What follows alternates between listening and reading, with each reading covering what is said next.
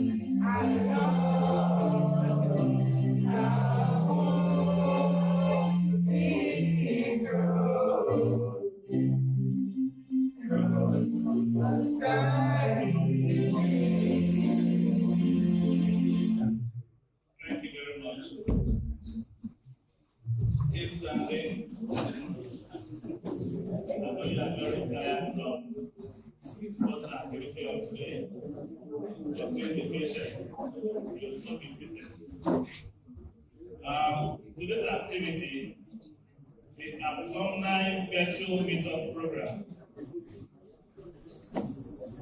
The reason for this meeting is for the alumni to give you a brief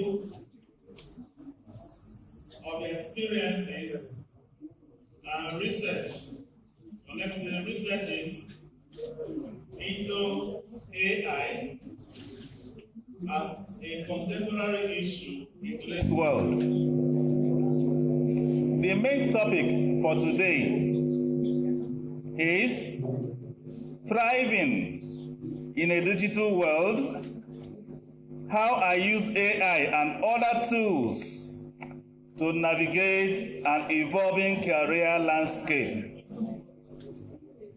Now, like I said, the members of the alumni will be giving us their perspective and their experiences from this topic, which has been further broken down into 3 different parts. And to cap it all, we also have a parent, a professor of medicine, a parent of Greenoak, who will also be doing justice to a part of the discussion. The first speaker will be an alumni you may have, an alumnus you may have met in the recent past. David Beribibo, Bristol Alagbaria, popularly called Ada when he was here. He's a graduate of law, not just a graduate of law,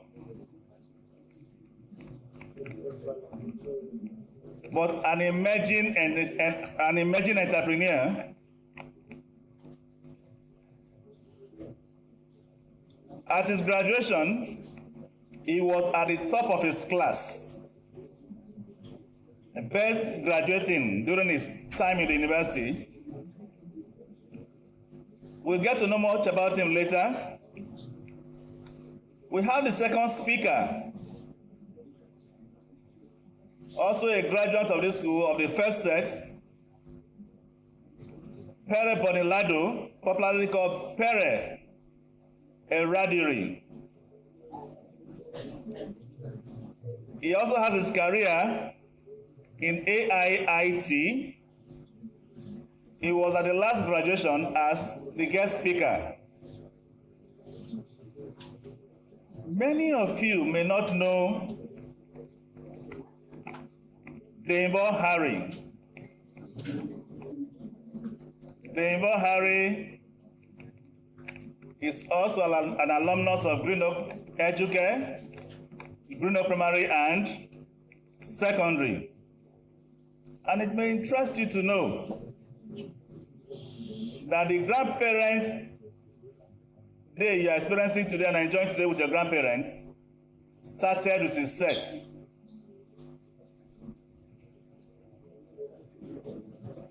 Deimbo is also a graduate based in Canada. He also has a topic to focus on. Like I told you earlier, the first speaker and the final speaker is Professor John Raphael. He has had a son who has gone through this school, and he has one who's about to graduate, and another in the junior secondary. So it's not a new person to our system. So all the speakers are part and parcel of the Greenoak family. Our speakers, on behalf of the staff and management of the Greenoak International School, I'd like to welcome you all to this program. A round of applause for them, please.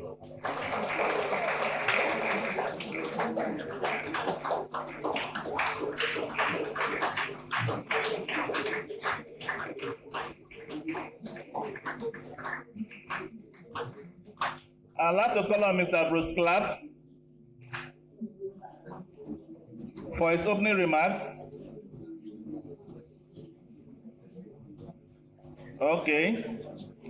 In that case, I briefly call on Mr. Daniel to make a brief remark.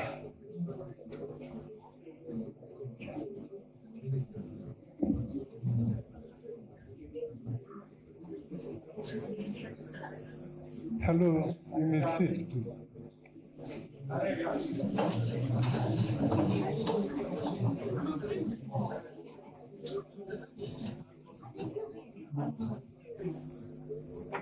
Our distinguished members of the alumni community,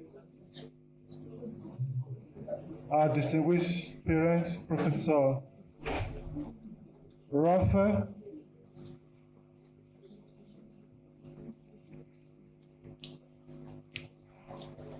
Mr. Bonnie Rajiri, call him Bonnie, he used to call him Bonnie.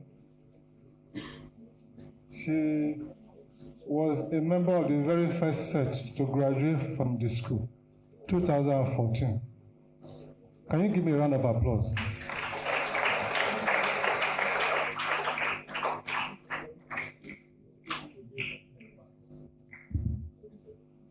Mr.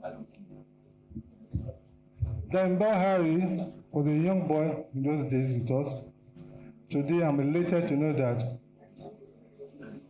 he's such a distinguished member of the alumni community, although resident in Canada. Deimbo Harry, good to see you today. Thank you for honoring this invitation. Thank you. Okay, Deimbo, how are you? I'm doing well. How are you? Okay, thank you. That's but the voice has been like that. And the former head boy, Aga Alagbaria, thank you for coming again. He was here for our graduation ceremony a few years ago. Thank you. Welcome. Good to see you. You know, I know you're well grown up now, and we are so happy that we are seeing you once again. Some of these kids never knew you when you were here, but they can relate to you as members of the alumni community. Today we start to benefit from your wealth of experience, having left this school, conquered some heights in life, aspiring in your various career. We are so grateful that you are able to find time to relate to these children who are here, your successors, those who will be looking up to in a few years from now, who will in turn be talking to those who will see in school around at that time. So thank you so much. Special thanks to Professor Raphael. Anytime we call upon this man, he answers our prayers. He's a very busy man, very busy. He's a medical doctor, a professor of medicine. I've been to his office. He's a very busy man. For you to find time to come here today, we also appreciate you. Now, children, I want you to benefit from these resource persons that are here. It took us time. Thanks to the marketing department, Ms. Vicky, Mr. Sam, and the others who mobilized to see that this interaction take place. Now, the effort, we must be able to reinforce it by simply paying attention to what they'll be sharing with you. I urge you to be very attentive because moments like this don't come all the time. If you've not got a writing material, be able to just remember what you've been taught because it will be very helpful to you. Please, I request that Mr. Eric, since they came from the sporting field here, they may not have been ready with writing materials. If we can get them pen and paper for everybody here, so they can take down notes. Very, very important for these young kids. Please do that without making noise. I didn't call for noise. So, on this note, I want to congratulate you for being the ones to enjoy the very first interaction session with your alumni and at the Soviet parents. Please pay attention. AI is the in thing now. Some of us at our age, we got it late. We are trying to find our bearing into AI community, activity, or whatever it has in store for humanity. But you were probably born into it. I want to think so. So it's a platform for you to further launch yourself to understand what the AI is actually all about and how you can best use it. I think that's what the interaction is about. Please, once again, I would like you to give kudos to the marketing department for putting this together. And I want to assure them that we'll put to use this innovation and the students hopefully will benefit from it and then to transform their life to be better students and better career people as they grow up. Thank you once again, the marketing community and our alumni. Thank you. By the way, I saw the principal just now. Thank you, Mr. Daniel.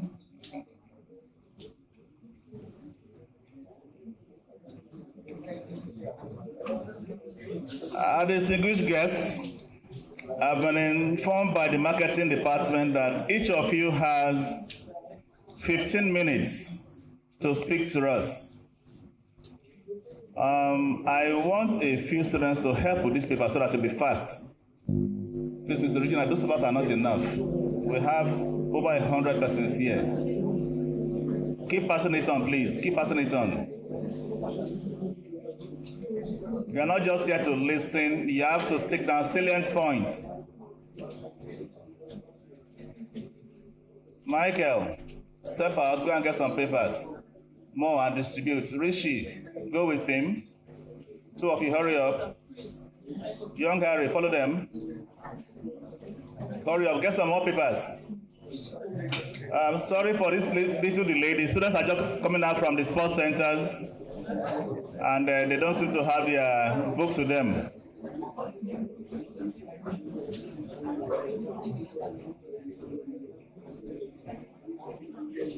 Now the first speaker is Mr. David Alakbari at Bristol.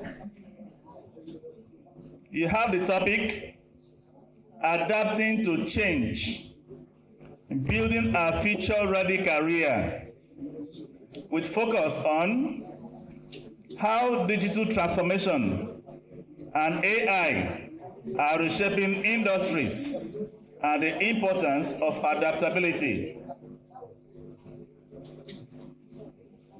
Mr. Lagbaria, you have the floor. Thank you.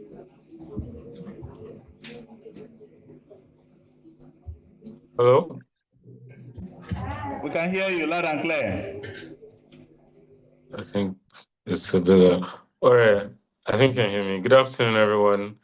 And thank you so much to the Greenoak family, especially the marketing team, for making this happen. It's an honor to come here again to share thoughts on thriving and thoughts of AI in a thrivingly, rapidly evolving and digital landscape. So I prepared some notes for you. My topic is thriving in a digital world, using AI, how to use and navigating an evolving career landscape. So we live in a time where digital transformation and AI are not just tools. They're reshaping the way we work. And as they reshape the way we work, there's going to be a change of structure and almost everyone adapt to change and build careers that are future ready. So digital transformation is changing industries across board, and automation and AI are streamlining tasks that were once done manually. Data-driven decisions are becoming critical in every field. Remote collaboration and digital platforms are now standard. That means that the whole industry and its whole foundation and structure has changed. So now AI is thriving in different sectors. Let me give an example in law now. There are AI powered tools that assist in legal research, contract analysis, and sometimes even in predicted case outcomes. But to break it down now, in Nigeria, there's a law reporting system called NWLR and Law Pavilion. Normally, it gives you access to law reports, but now they've integrated AI into to make you even have arguments from there and basically just save you time. So imagine now someone is a step ahead of you and you're ignoring the step that's taken ahead of you when you have the same equal opportunity to do so because the information out there is free for everyone. So it keeps you behind. So now understanding technology is no longer an option, but it's more of a necessity in the professional sector. So you need to be able to adapt because if you adapt, you'll be able to thrive in the marketplace. So main thing about this is it's a lifelong experience. There's never anything that you'd know now that would be applicable later on. Every day there are new updates, there are new reforms, there are new tools that are being set out in the marketplace in each and every industry. So if you use these AI tools in your workforce, it's going to help you to also transform your work, but now also emerge as a leader in your space. Because with proper understanding on how to use it, it will really help you in any sector you're in. I see AI as one important thing is more of a collaborator. It's a collaborative tool. AI isn't taking over. It just helps you reduce the stress of automated tasks or repetitive tasks. Let's say someone is formatting documents. Maybe AI can help you format the document. People can use AI in drafting. People can use AI in marketing. If you want to create instead of taking your time to create a design, you could be able to use AI to create the first draft. Then from there, you edit it to your liking. So everything is just changing rapidly, and being able to adapt with this would help you accelerate yourself in your career. Because the most important thing about this is with AI there for use, it cannot replace the work you're already doing because AI is not always 100% going to give you what exactly you need. But it's going to help you to save most of your time from all of these repetitive tasks that seem minute. So the important thing about this is it's going to take you it's going to give you the ability to have more time. And when you have more time, you'll be able to focus on more strategic decisions. When you focus on more strategic decisions, it will enhance your productivity and allow you to focus on things that are more essential and important to your career path. So I'll give an example.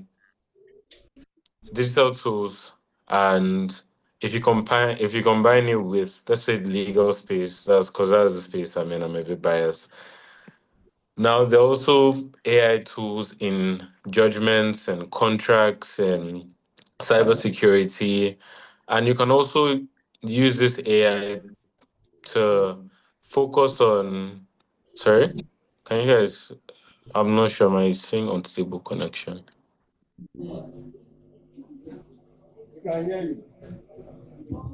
Okay.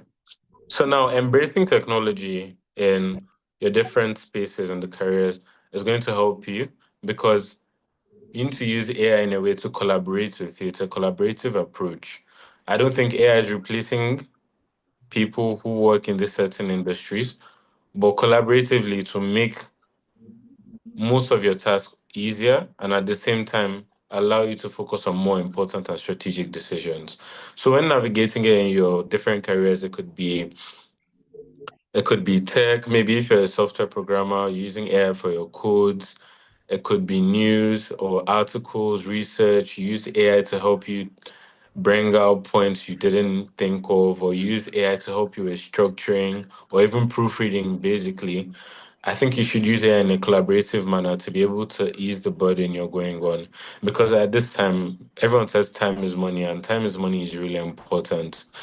Saving your time by using tools that would help you to be able to get little things done quickly would allow you to be much more productive in the workspace. So using AI and other tools to navigate this evolving career landscape is more of a collaborative approach. And I think everyone should be able to focus on the sectors they're in and see how best they can use it to make them save more time and to be more efficient in the workspace.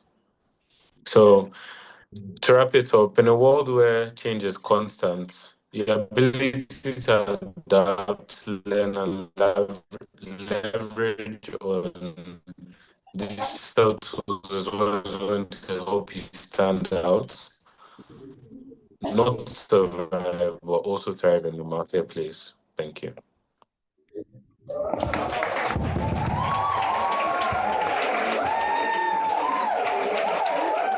Thank you, Mr. Adra, Mr. Bresso. That was quite to the point. Now, students, who has been able to pick one or two things from what he has said?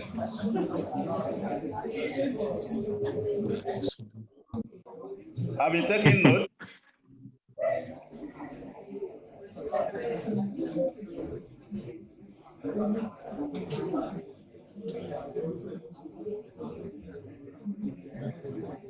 I've been taking notes.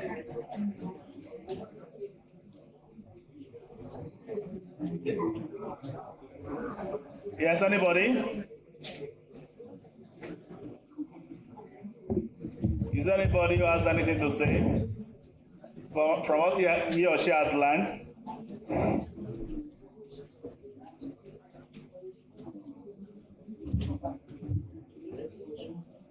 Now, I could deduce from what he has said that AI is not going to take all the jobs away. There are some jobs that have to be taken, but not all. In as much as some jobs are going to be taken away, AI is going to generate a lot of other jobs, which means the education you are going to be having today are going to be focused towards those new jobs that will be created. Now, he also mentioned something about automation over human labor.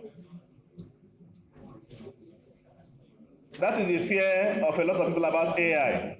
Just like I said earlier, AI taking jobs away. In as much as AI is taking jobs away, it's also bringing a lot of jobs that a lot of the newer generations are going to key in into. He also mentioned something about collaboration between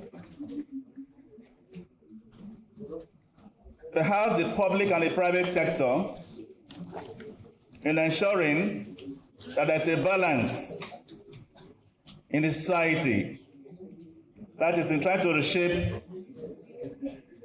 the economic landscape.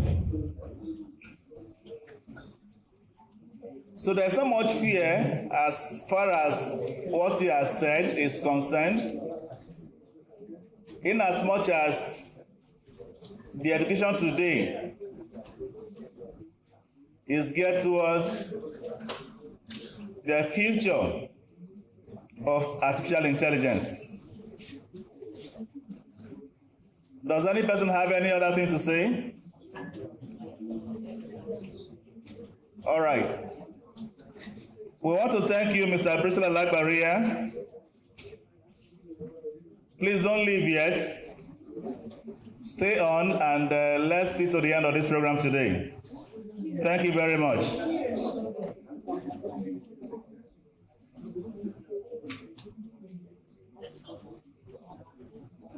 Thank you very much.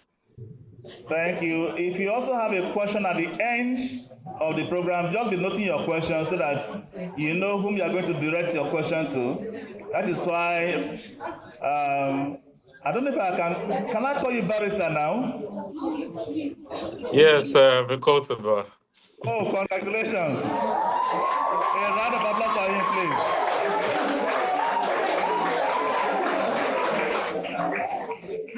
So, Barrister Priscilla Lagbaria will stay till the end of this program. If you have any question for him later, please get it ready. No problem. Thank you, Mr. Raymond. You're welcome. The second speaker is Mr. Perebonilado Eradiri. I'm sure some of you still know a student in this school who is Eradiri, right? That is the younger sister of our guest speaker today. You see, as a sibling amongst us. What grade is that? 8 or 9? 9. Okay. All right. Mr. Bonnie, you are the second speaker. You have about 15 minutes.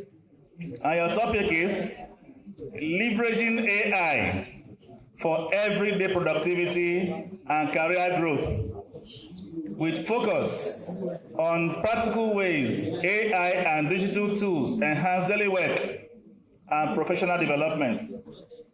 You have the floor. A round of applause for him, please. That is not well done. Please, can we take that again? Sounds better. Thank you. Please pay attention. Mr. Bonnie, you have the floor. Thank you, Mr. Raymond. Hi, everyone. It's my pleasure to be here, and it's really great, seeing, everyone here. Also, getting to reconnect with Ada and Dimbo. We were in school at the same time, all really young, but yeah, it's an honor to be, to be here. So yeah, I'll be speaking on practical ways, AI and digital tools enhance daily work and professional development. And I'll really just be, I'll try to be as practical as possible with, how I use AI in my, my daily workflows. So I think a couple of things that I really agree with, what Ada said, AI is not really here to take, the jobs. It's more so you just have to, learn how to acquaint yourself with the AI tools that are available today. And in today's world, I'm sure, with a quick internet search, depending on what industry you're in, you'd find, AI tools that could, potentially boost your productivity. I personally work in the software engineering industry. I work as a software engineer, so day to day, I'm interfacing with AI, different AI tools regularly. So I think something that I would really like to touch on is accuracy when it comes to using AI. Recently, I think one of the big four accounting firms did a report for did a report for the government, and there were some errors inside. And when some investigations were done, it was said that a lot of the wrong information that was, cited in there in that report was due to hallucinations by, the AI models. And I'm sure, a lot of us have probably interacted with different tools, like ChatGPT, Google Gemini, Claude. They've basically become part of our workflow. I mean, before now, we would always Google things and like, do some research. And then people would always say, oh, Google is the easy way out. And they used to go to the library. But now it's all AI tools, different chat interfaces. But one thing I would like to say is, regardless of the AI tool that you're using, the way they work is, mainly the same. And something that I'm sure that everyone here has probably noticed is, I don't think you've ever asked, a question to maybe ChatGPT or Claude, and it tells you, I don't know. Um, it probably will never tell you, I don't know, because it's predictive. It's basically looking into a large data set, and it's trying to predict an answer for you. And so in your day-to-day, workflows, be it in school or in your careers, you'll probably be interfacing with a lot of these AI tools. But I think one of the practical things that we need to understand is a concept that is basically well known in software engineering, and it's something that we use quite often when dealing with AI tools to achieve higher, accuracies. Because it can be quite dangerous when you're using these different AI tools and it hallucinates and gives you wrong information. Um, so this concept is actually called retrieval augmented generation. It's called retrieval augmented generation. And the idea behind this is, let's say you want to do some research, on a particular topic, right? You could just go straight to, ChatGPT or Claude and ask it to tell you, about that topic or give you some information. And what happens behind the scenes is really that it's looking into this large data set and it's doing a semantic search based on the query that you passed in, based on your question, to try to predict the next word. So it just puts one word after the other, basically just predicting to try to give you that information. And so there are tendencies that some of the information that it'll give you will be wrong because it's looking into a very large data set, hence, why they're called large language models. And so this is a problem of context, right? So AI models typically have very large context, right? So retrieval augmented generation, what it really does is it narrows down that context for you. Practically, recently I was doing a migration, and by migration I just mean porting from one library to another. So basically just writing code to move from a provider to another provider. I don't know if that makes sense, but one of the things I noticed was, if I would ask a question about, let me say, a documentation about something, that AI model would more often than not just give me like information that looks right, but when you do try to like implement that, information, it's basically wrong. And so to solve this, one of the practical things that I do is, let's say I'm doing some research, right? And I know that, this information, the accurate information exists on a website. It's documented. The best way to go about this is to basically upload that material or paste that link into, say, ChatGPT or Claude or Gemini, and then ask it to use that link or to use that material as its primary source of truth. And what this does is, you've basically narrowed down the context and you're not now looking into a very large context. And this basically reduces the chances of hallucinations. Even in your day-to-day schoolwork, if you're doing some research and you know that a lot of that information is, on a website, but you want to save your time and, work faster to, extract that information, it's best you actually get the source and then give it as its primary source. And then these AI tools have, tools called web search, and they're able to, look at that data and probably produce more accurate information for you. So this is one of the ways that I use AI in my day-to-day work. Um, Another thing is, a lot of people tend to like outsource a lot of their work to AI. Um, I think AI does boost, productivity. It helps you work, much faster. But I think it's very, I think it can be quite dangerous to, outsource all your thinking to an AI model. So as Ada said, I think AI tools should be used more, in collaboration, right? You kind of like can get a framework, for what you want to do from the AI models, as opposed to outsourcing all your thinking and all the work to these different AI models. Yeah. So one of the tools I basically use practically as a software engineer, because I'm sure that, um,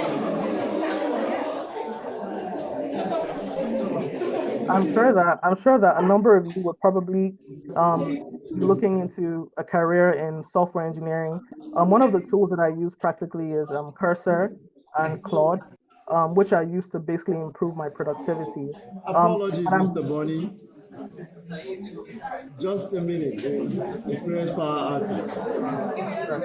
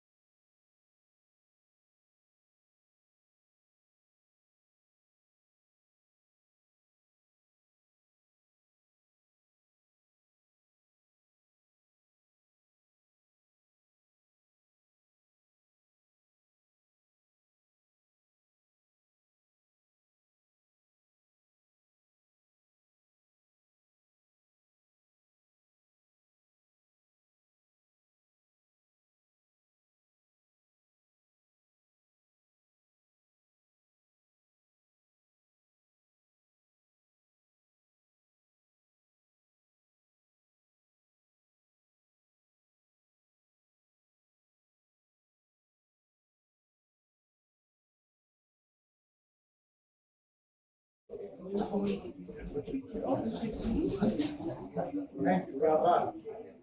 Okay.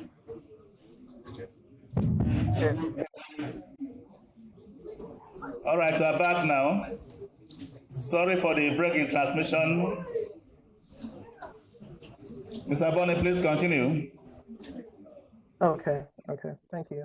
Um, yeah. So, like I was saying, a lot of these AI tools, they are needed in the world today, and AI is not going anywhere, if I'm going to be honest. In whatever field you're going into, if you don't, quickly upskill and learn, how to use these different AI tools, you'll probably be left behind. But I don't think it should, cause fear, because it's not necessarily replacing jobs, but it's definitely boosting productivity um, in different career paths. One of the things that we're currently seeing in, say like a career path like software engineering is basically the extinction of like entry level roles in software engineering, and a lot of more, mid level and senior roles, and this is because of AI tools. So I believe that this trend might also happen in different other career paths. So one of the things that, we should do, is stay up to date with a lot of these AI tools. But it is very important that, these AI tools are used in the right way. If not, then it can lead to a lot of, you know, it can cause a lot of danger in essence. So learning how to use these AI tools responsibly is very important. Again, like I said previously, a lot of the tools that I use from my day-to-day workflows, Cursor, ChatGPT, the tools that you all know, but I try to, augment this with, retrieval augmented generation to improve, the accuracy of like whatever I'm working on or whatever I'm doing at the, at that point in time. So just to wrap up, I know that we're already, familiar with a lot of these tools. It's great to like stay in touch, listen to the news and know the new tools that are coming out in your different industries. I can only really specifically speak on, the software engineering industry, but I'm sure whatever trend is happening here is probably going to, cut across, several industries. As Ada said, even in law, I've heard of the Law Pavilion app as well. So yeah, I think for me, the most important thing and the most important takeaway here is knowing how to use these tools in such a way to get the most accurate outputs from them. Thank you very much.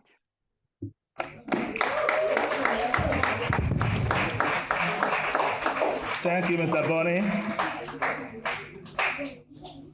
I hope you are taking note and minding your questions.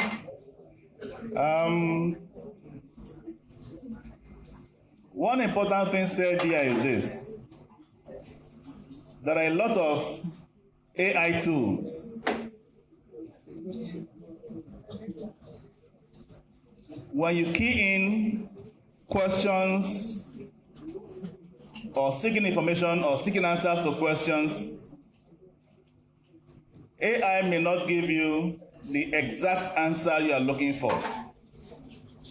There are myriads of sources to the answers the AI will give to you. And it will present the one closest to what you seek. Thereafter, the human factor comes in. Use it to achieve the information you seek, to get the accurate answer you are looking for. That above all, it saves time and boosts productivity. Thank you, Mr. Bonnie. We are glad to hear from you once again after the last graduation. Don't go yet. The students will be asking you more questions at the end of the program. Just stay and listen as the next speaker comes on. Thank you very much. A round of applause for him, please. I can't hear you. The voice here. You can't respond to just appreciation of a clap. Can we take that again, please? Thank you. Our third speaker, the Olumare Harry. Bonnie said something. The three of them were in school the same period, probably a set or two apart, but they were all in school at the same period. They knew one another, so they are not strangers to one another in any way. I want to draw your attention to something you may not have been careful noticing. If you go to the corridor here, close to the reception, one of those glasses that show the trophies was donated by the next speaker. He actually placed it there that he wants students' trophies to be placed there so that when people come around, they see what, you have won over time. So another round of applause for him, please.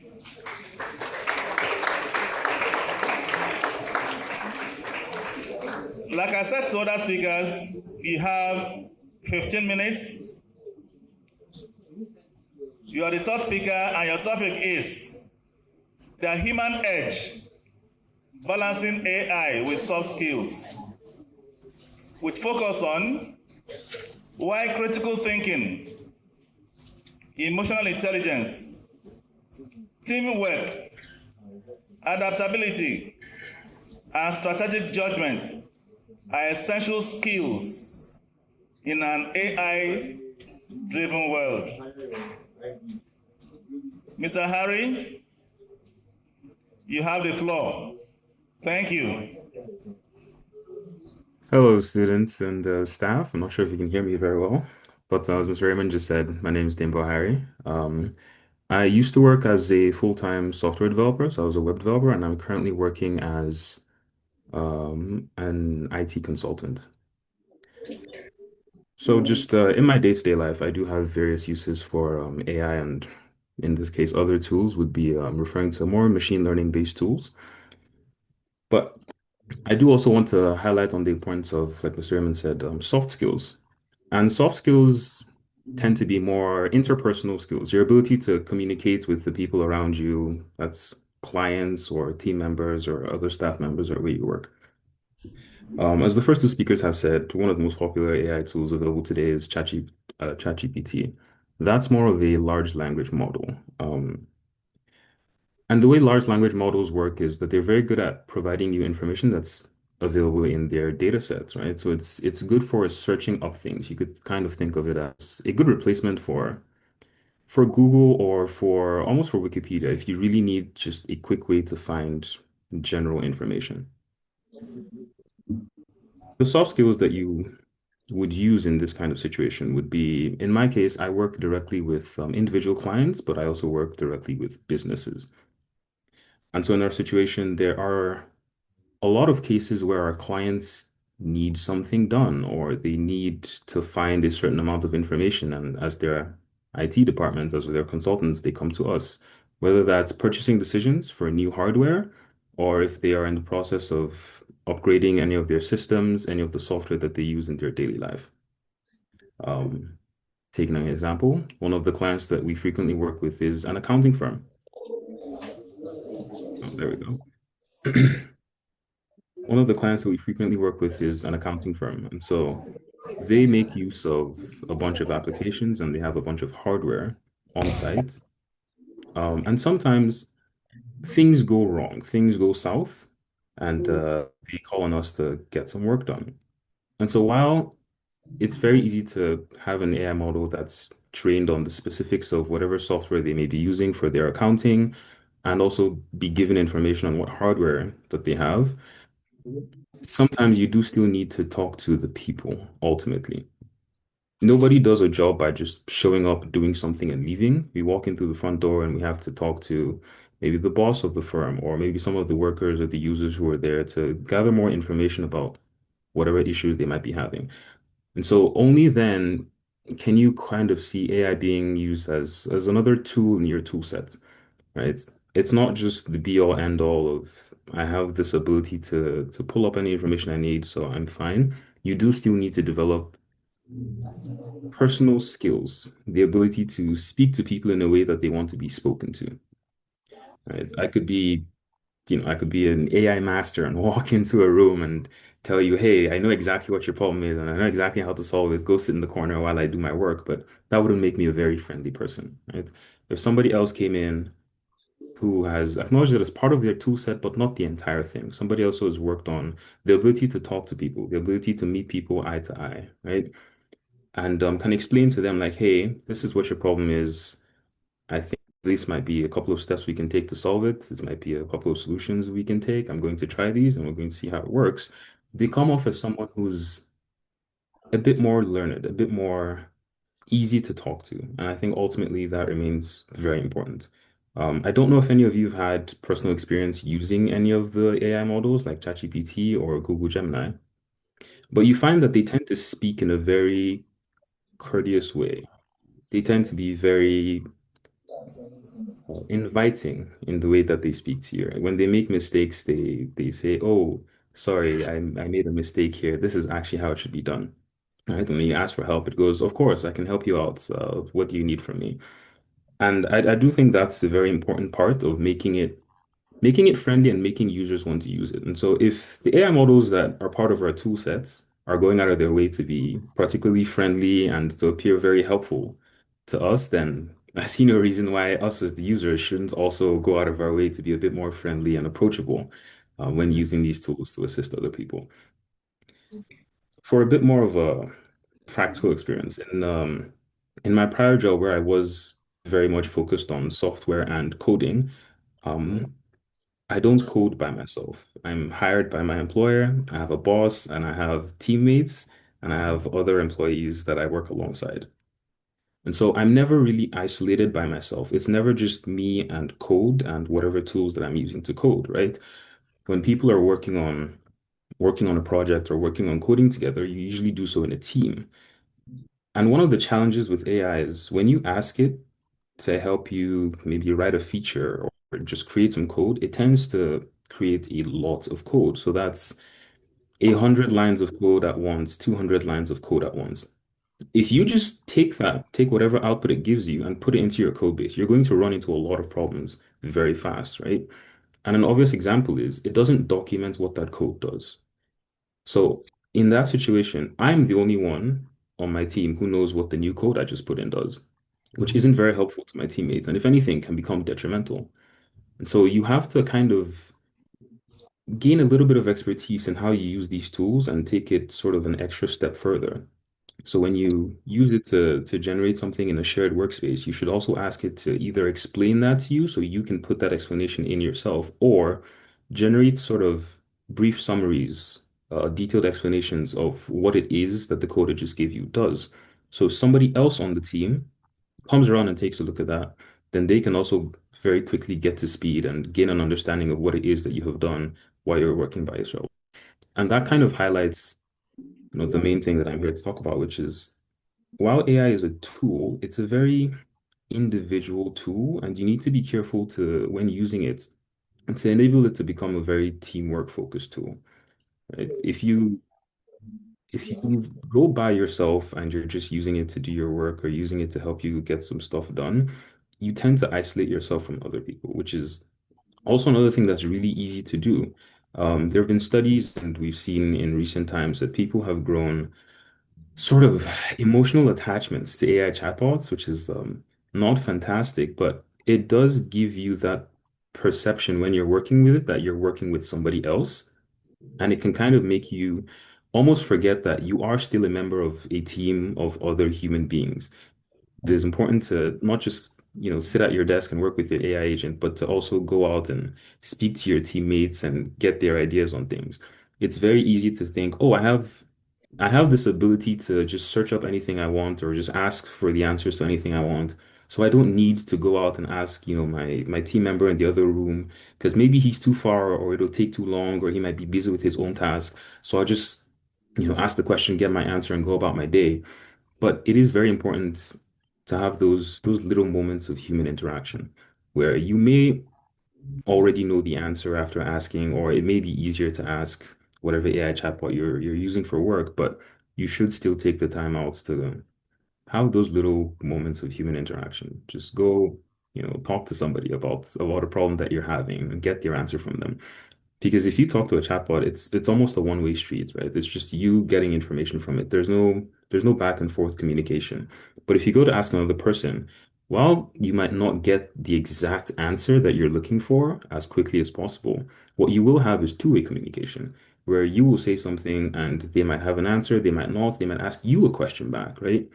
And as all you're all in school now, you may know, you may be aware, but the best way to learn is usually through two-way communication, right? If you just sat in class and your teacher just said words to you and you didn't ask any questions, you didn't take any notes, you didn't talk to your classmates about it, it's going to be a little bit more difficult for you to learn, right? But the point of being in an interactive learning environment is as you're in class and you're collecting information from your teacher, you can ask questions back on things you don't understand, things you're not sure about, or even things you want to challenge, right? You could also speak to your classmates and ask them questions and, juggle ideas back and forth between the two of you. And that's the best way that you learn.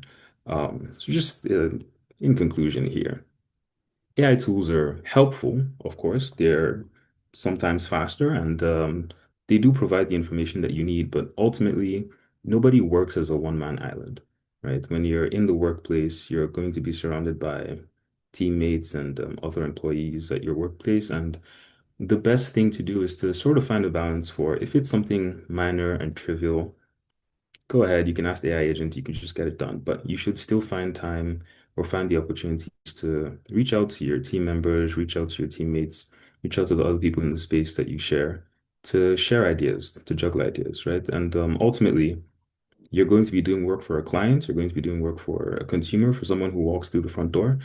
And the ability to talk to other human beings is still very important, and if anything, is more important now than it has ever been. Thank you.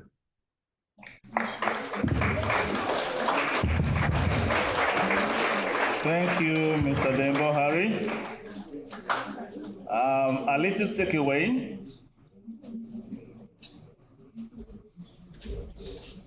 AI is vast and gives a lot of codes depending on the algorithm you fed in.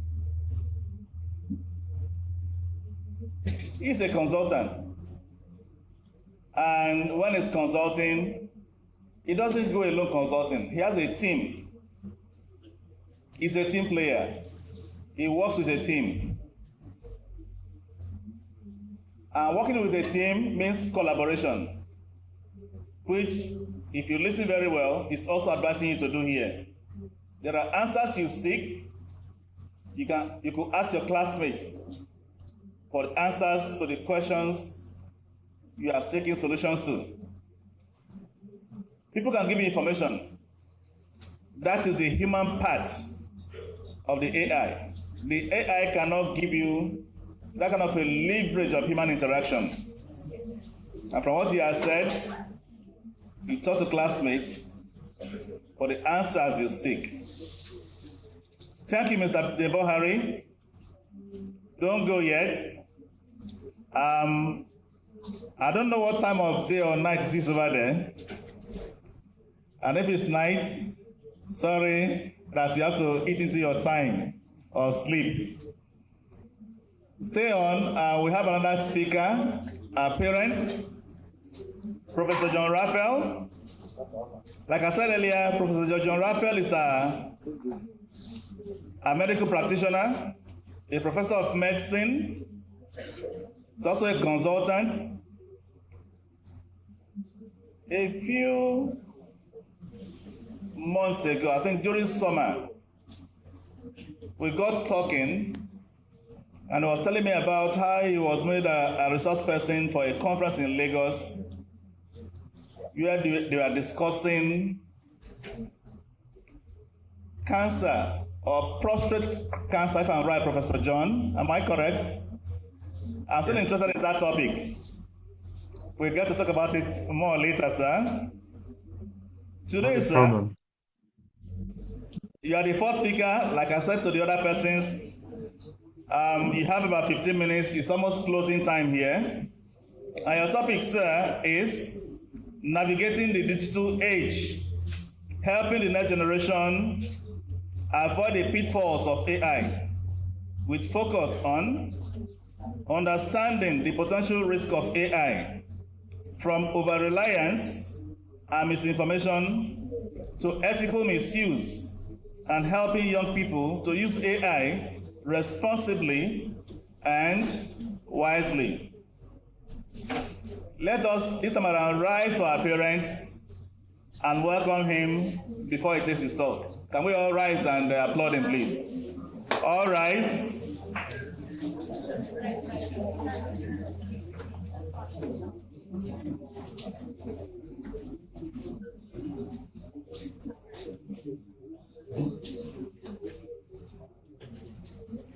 Professor John Raphael, your children are before you.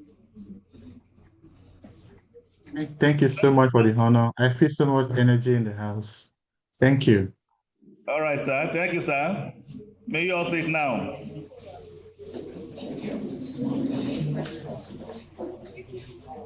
You have the floor, sir. Thank you, our able moderator, Mr. Raymond, distinguished Greenoak faculties, led by Mr. Clark Bruce, Mr. Daniel, and our alumni, Greenoak alumni, and our dynamic students. I want to let you know that I consider it a great privilege to be in your midst and have the opportunity to share this very, very timely subject. I'm going to speak from the perspective of a doctor and a teacher and also a parents. My dear students and teachers, we live in very, very exciting period. And very likely, you're the first generation that will be carrying the entire world in your palm. I'll take you through my early days. I'll take you through my early days. Okay, so going through med school, the only way to get information is by going to the library. You have to register in the library. It often requires that you register in both the local government library and the state library so that you can get more information.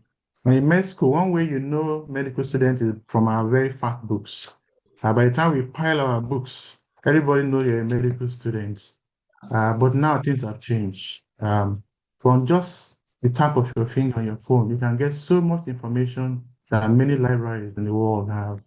And then when it comes to research, we have so much information now. A lot of it, millions of researches are ongoing, and these researches underpin the basis for new guideline. What is the best way to treat malaria? What is the best approach to doing a surgery? All this information comes from research. So I need to keep abreast with the changing landscape as a lecturer because you can see in the background, you can see my student. They are one of the smartest students, medical students. And for me to keep abreast with them because they can be very intelligent and ask curious questions, I have to be current. And digital tools have helped me to achieve this. And then also I have to, engage in research, interface with different institutions across the world, um, both in Europe and the US. And to be able to cope with all of this, digital tools make them easy. Now, there's also a changing landscape in our practice. In the past, most of the surgeries that we're familiar with are open surgeries. You have to cut someone open. But now, robots are doing surgery. That is a simulator. AI engineered simulator that helps you to learn how to use this robot. This is a Da Vinci robot for surgery. So you can see how within the last 20 years, things have changed so much. So navigating this changing landscape, requires adopting a lot of digital tools. Now, so we're going to explore together what AI is. My colleagues have done a lot explaining what AI is. I thought we'll discuss how I use AI and these digital tools in my work and life, and then some of the pitfalls and the dangers, which again, my co-speakers have done a good job trying to explain. And then the concept of AI literacy and how to use AI. This is from the perspective of a parent and a teacher, how to use it practically in a responsible way and in an ethical way. Now, like I mentioned earlier, I came from an analog generation. When I was your age, there were no smartphone, no social media. There was no ChatGPT, even Google was non-existent. To click enter using computer requires this operating system, DOS/. You have to type codes, like what my co-speakers who are into IT are doing now. You type a lot of code just to punch enter. But all that have changed. Now, research then mean going to the library, like I did mention, but now a lot have changed in the digital landscape, with the help of the digital landscape. Now, look at these pictures. You have a rocket there. That is the amazing sun showing the corona. That rock there is uranium. Uranium is used to make to produce electricity. This is a nuclear reactor, okay? And that is a Lamborghini and a lion and electricity. Now, I know my student, my dear student, you're all very smart. What will you say is a common factor among all these among these images? Power. There's power in the rocket to overcome the G. There's so much power in the sun. It's just a small fraction that powers the entire planet. And for those who are football fans, you saw what happened to Diogo Jota. He had a crash with his Lamborghini, a very powerful device. So what's the point I'm trying to drive home? Any device that has so much power requires control. You need seat belts, you need brakes. There should be rules to manage them. If not, it will lead to disaster. So it's pertinent to look at both the opportunities and the pitfalls of AI. That's small but powerful tool that you can put in your pockets. Now, my colleagues have discussed what AI is, complex computer system that can do, human-like tasks very fast. They go beyond doing what a calculator could do. A calculator can add up 1+1, but when you ask a calculator to do simultaneous equation, you can't. This is where AI has a lot of advantages. During my time, I could remember the feeling I had when my son told me that he was to go to school with a scientific calculator. Initially, I thought, what is it trying to do? But it's allowed. But Mr. Daniel and Remo will agree that in the past, during our time, to even carry calculator was a crime. So the world has changed. Emphasis now is on outputs.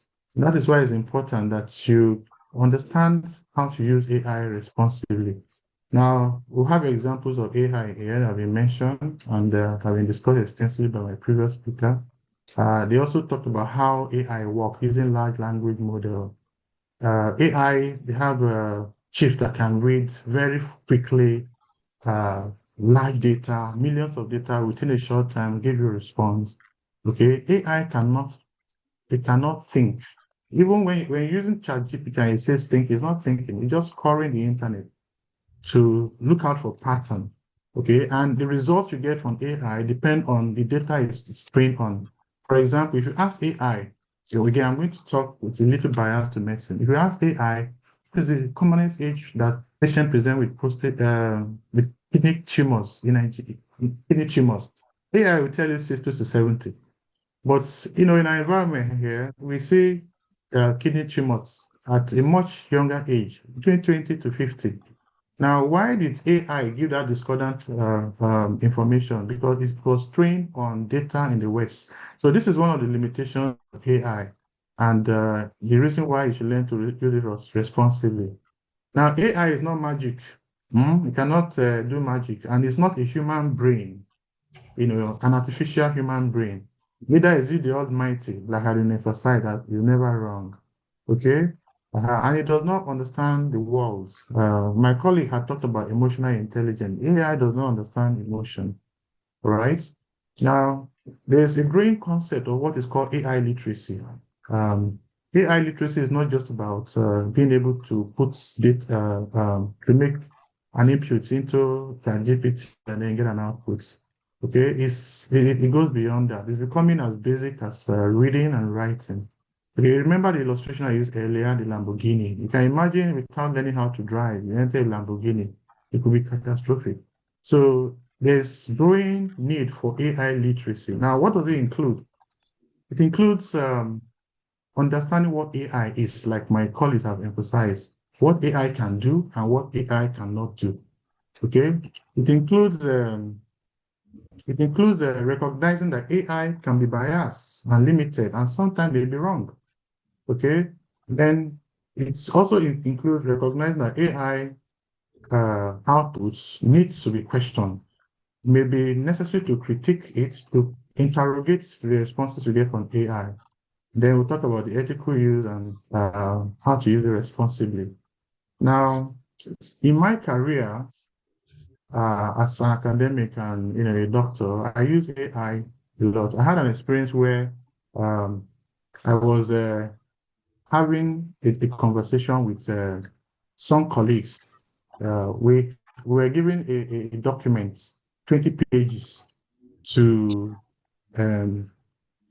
to summarize and then critique and discuss. And we're given just 10 minutes. Within 5 minutes, my colleague had, started commenting. Meanwhile, I was to read the first 3 pages. So later I got to know that they use the summary feature of AI and quickly got a summary of what the article was saying, and they were able to, engage in the conversation. So this is one thing I use AI for now. And then I use AI to explain simple concepts to my students. I teach undergraduate students 400 to 600. I teach young residents. I train consultants. Okay. So to be able to scale from one, phase of teaching the same concept across people with different experiences, AI sometimes helps you to simplify the teaching. Okay. And then for brainstorming. Now, these are things I never use AI for. AI never determine what research I do. I never use AI for to interpret my results. Those are things that the author should be responsible for doing. And then I use it for drafting lectures and checking grammar and clarity. So the final responsibility for what I say always remain mine. And then these are everyday uses for AI that all of us use. It makes life easy for everyone. Now you can delve into new skills like programming. Right now I'm doing some R programming, using it for data science. So I mean, without AI, it makes it more difficult and complex, given that it's not my comfort zone. Now we look at pitfalls of AI, especially for you young guys, young students. Now, one of the pitfalls is over reliance on AI. You get an assignment and then you get home, watch TV, TikTok, and then just before midnight, you put your assignment in AI and then download everything and then submit to Raymond. Okay, now what is the effect of this? What will it do? The more we use our brain, the more we improve our cognitive function, our ability to think, reason, critical reasoning, like was earlier mentioned. Okay, so we lose this. The essence of going to school is not just to get good grades. Okay, and I'm very, very pleased that Greenoak has such value, that value.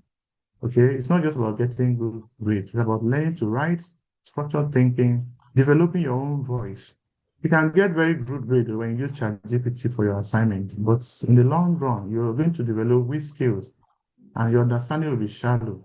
Okay, so AI should support you, should be like your learning companion, but should never replace the art of learning. Now, my colleague also talked about AI hallucination. Okay, now in hallucination, normally when you see there's an object, light rays enter your eyes through the cornea, the lens bend it, focuses on the fovea centralis in the back of your eye. Impulses get from there to the brain interprets it to mean a ball. Okay, but in hallucination, the brain generates information without an object. Okay, so the same way AI can hallucinate. It can, if you make an input and maybe it doesn't have data or it wasn't trained on data from there. Like I gave you an example of kidney tumor. Okay, maybe the data that it could find on the internet did not include data from Nigeria. So you ask the question, it will very confidently, like my colleague said, give you information that are not true, and fill in the gap with false information. Colleague generated references for his article using AI, and 50% of those references were non-existent. AI told him that, look, this statement is backed by a study by so-so person, gave the date, time, the dates, the article, where it was published, how it was published. But there was nothing like that. So that is AI has hallucination. Now imagine that you write an essay posted on the internet and it goes nationwide, worldwide, and the information are all false. It will spoil your reputation and your character. And this is why, we want to be very careful with the way we use AI. Now, this is another pitfall of AI. When you cheat with AI, or plagiarism, or you create harm, you cause harm with AI, it brings frustration both to your teachers and to your parents. And but ultimately, the person that suffers it most is still the student. Okay, so you do not want to copy AI generated homework or essay because you want good grades. Okay, sometimes by the time you start maybe doing postgraduate, doing your master's program or working or studying outside the country, sometimes we may given an open exam to go to. If you use AI, in the long run, it's nice and you won't get well. Okay, so you don't want to cheat. You don't want to be unfair to your teachers and your classmates and your future by inappropriately using AI. Now, the fourth pitfall we'll talk about is privacy and data risk. Some data and information online are protected by with some form of intellectual property rights. Okay, like I see some paintings in Greenoak. The person who did the painting and the school have the rights on those paintings. Okay, so AI may pull out some of those information and without giving due recognition to those with the property rights. Okay, and that can bring problem for you. So you want to remember that everything you post is potentially public and permanent. We see what is happening now in the US. At the point of entry, sometimes they have collect your phone and check what you posted. Even if you delete them, it's still there in some data center where they can use some application to pull them out and can, cause problem for you. So we want to be careful what we post or what we send, what the input we make into AI. Now, this is the last pitfall we're talking about. AI can cause distraction, addiction, and mental health challenges. Oftentimes when you enter any of the social media AI-powered platform, usually they are imprinted algorithm that just keep you scrolling. You go to ask for something and it asks you whether you want to check another thing and you keep checking. Before you know it, you've done 1 hour. That can cause poor sleep. You can look at my friend's eye here. They're all red, but he's looking excited. But his eyes are red. Look, checking Facebook and all the social media. Okay, the long-term effect is that he comes to school the next day, concentration is a problem, and over time it can be an issue. So thriving in the digital world means knowing when to log in and when to log out of social media. So you have this framework that can be helpful, when you choose to use AI. You want to take responsibility. Okay? If you choose how to use your AI, okay, AI shouldn't make moral choices for you. Okay, you should have a clear purpose. Okay, when you're using it, you want to ask.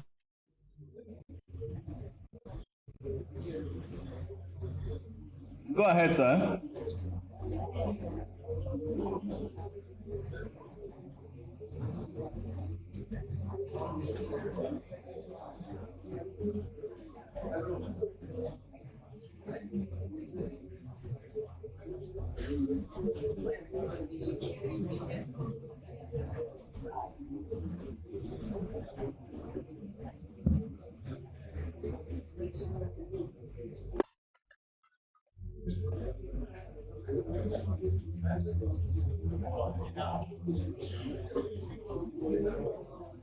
Can you hear us, sir? We've lost audio from your side. Okay, I think I Okay, had network fluctuation. Yes. okay. You are back on now. Yes.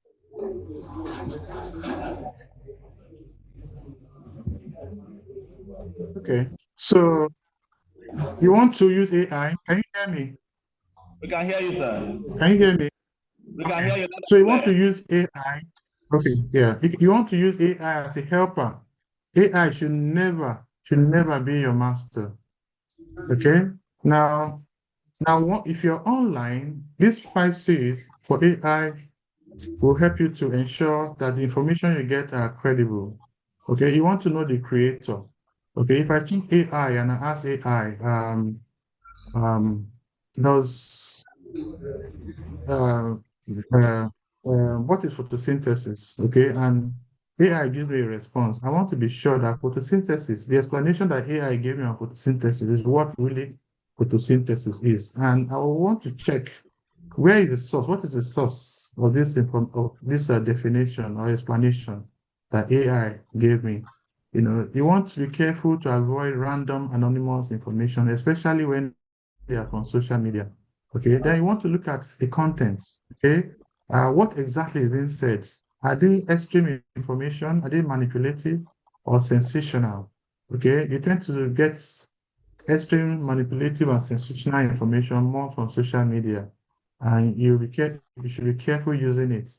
And then you want to corroborate the information, like we did mention earlier. Can you confirm it anywhere else? If it's is it that information, is it found in your regular textbook? They are usually official sites. Can you get those information from those sites? You should discuss with your teachers, check multiple sources.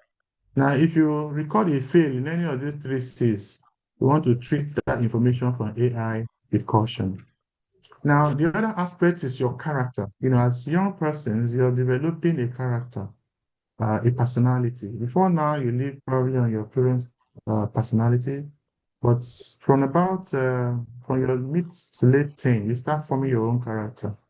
And the unfortunate thing is that any information you put in the digital space or ecosystem, it never disappears, and it travels so fast, sometimes faster than the speed of sound, because they can get to any part of the world. And when you make a mistake, it's difficult to erase them. Okay, so you want to ask yourself, what I'm saying on social media, okay, is it a kind thing to say? Is it of building to others, or is it tearing down others? Will I be proud if my parents, my teachers, or future employers say this? If I get to the US Embassy, is there an information that they may use to prevent me from entering the US or any other country? So you want to really be thoughtful about the kind of character you create as a young person. My colleague talked about AI taking over jobs, and he was right when he said that it's not possible because there are some things that AI can never do. Uh, Routine tasks can be automated, and AI can handle it. But there are some qualities and values that are irreplaceable. Critical thinking and complex problem solving, communication skills, how to work in a team. AI cannot work in a team. If you're five of you working on a project, AI cannot do the job for you. AI cannot empathize. It doesn't have a mind of its own. It's just looking at pattern. Okay, AI cannot show leadership. It cannot show morality. AI cannot exhibit hard work, which is what, irrespective of your field of endeavor, will take you far in life. And like was nicely explained by my colleague, AI does not have emotional intelligence. It doesn't know when to be angry, when to be sad. It doesn't know when to look at somebody, Mr. Daniel's eyes, and say, "Oh, Mr. Daniel is not happy with what I'm going to say. Let me just be quiet." So, but for you students, if you cultivate these qualities, if you work with Greenoak to learn, because everything in Greenoak, from the structure to Mr. Bruce, Lady John, everyone there is out there to ensure that you develop these qualities that can help you excel. Like your dear alumni are doing so well. So if you imbibe this quality, there's no way AI can make you lose your job. So in conclusion, your life is like a book being written. AI should be a powerful, faster, more colorful tool that can help you to achieve possibilities. You should be the author, not AI. You should choose your values, your habit and relationship, and make impact with this. Reward your parents. They pay so much to get you to school. The teachers work so hard. You don't want AI to hide your lights. You want AI to help you to shine. So I want to encourage all of you to use AI responsibly. If you do this, the future is very bright, and you navigate the ever-changing digital landscape successfully. Thank you. Thank you, sir.